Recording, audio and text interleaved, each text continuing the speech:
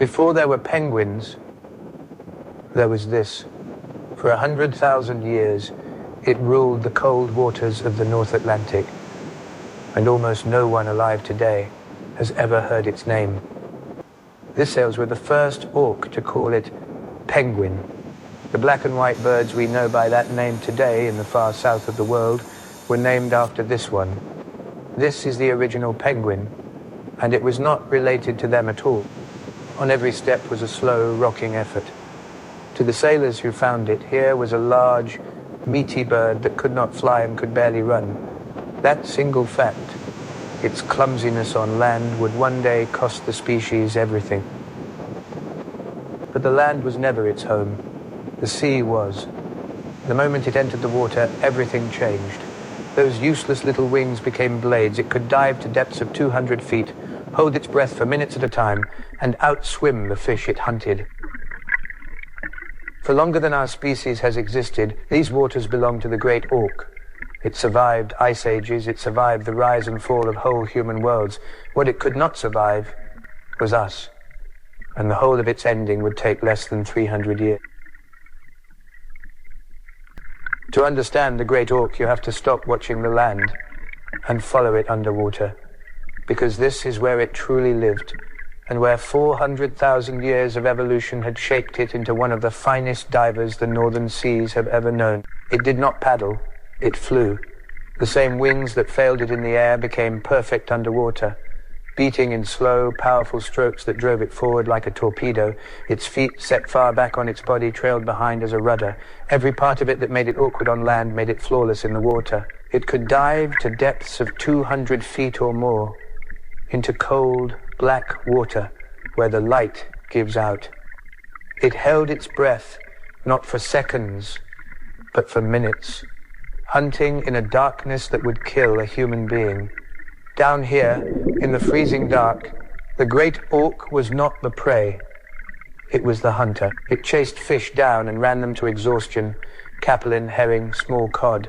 That hooked beak, ridged with grooves, gripped slippery prey no smooth mouth could hold. Some who saw it swim said it moved like a spear thrown through the water. It could even burst clean out of the sea and land upright on a ledge above the wave. In the water it feared almost nothing, not the cold, not the depth, not the storm. For 100,000 years the only creatures that could threaten it were the orca, the polar bear, and the shark. It had no reason to fear anything that walked on two legs. And that, not weakness, but the absence of fear, would prove to be the most dangerous thing about it. For most of the year, the great auk was almost never seen by human eyes, because for most of the year it lived far out on the open ocean, hundreds of miles from any shore, out where the North Atlantic runs cold and grey and empty. This was its true country, not the land. They were social birds. They gathered in small groups on the water, drifting and feeding together through the long northern winter.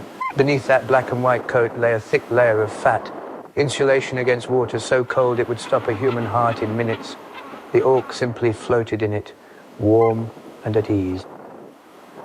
They ranged across the whole northern Greenland to Iceland, Norway, and the British Isles, and in winter as far south as Spain.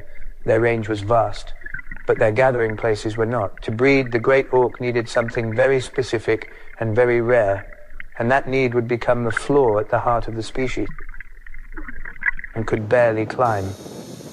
Islands like that, far enough from land to be safe from foxes and bears, were almost non-existent.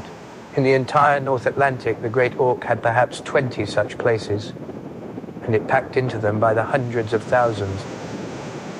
One sailor wrote that the birds stood so thick you could not put a foot between them. For thousands of years, this crowding was their strength, safety in overwhelming numbers. But the world was about to change, and a bird that gathered its entire species onto a handful of tiny rocks had made itself the easiest target on Earth. In the middle of that vast, deafening crowd, something quiet was happening. Two birds finding each other. Because the great auk did not scatter its life carelessly. It chose one partner, and it stayed. Great auks mated for life. Each spring they returned to the same crowded rock, found the same partner, and greeted each other with slow bows and gentle preening. They may have shown one another the bright yellow inside of their mouths, a private signal passed between two birds who had chosen each other, perhaps for many years. There was no nest. The female laid a single egg, just one, straight onto the bare stone. It was large and pointed, and marked with a pattern of dark scrawls unlike any other egg in the colony. In a crowd of thousands, each pair could recognize their own. One egg was all they were given each year. Everything depended on it. Both parents shared the work.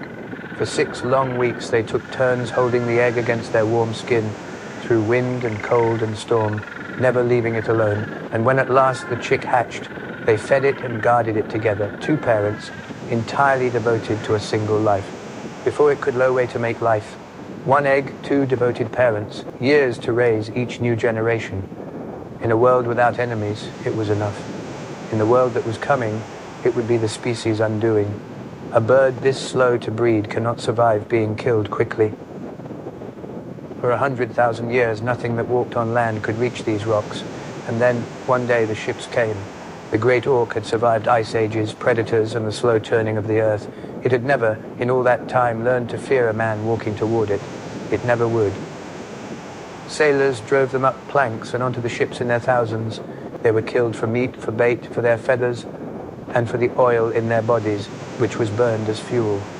Whole colonies were emptied in days. One account described walking on a shore paved with the dead. For a bird that laid 1 egg a year and took years to raise it, this was a wound that could never heal. They were being killed faster than they could ever be born. Colony by colony, island by island, the great auk began to vanish from the map, its vast northern kingdom falling silent, 1 rock at a time. It became more valuable. Museums and wealthy collectors, realizing the bird was slipping away, began to compete for its skins and its eggs.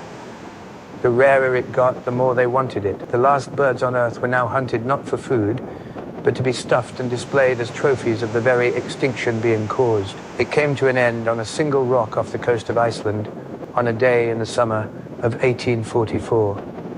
3 men landed on the islet of Elde. They found the last 2 great auks on Earth guarding a single egg. The men killed both birds, and in their haste, one of them crushed the egg beneath his boot.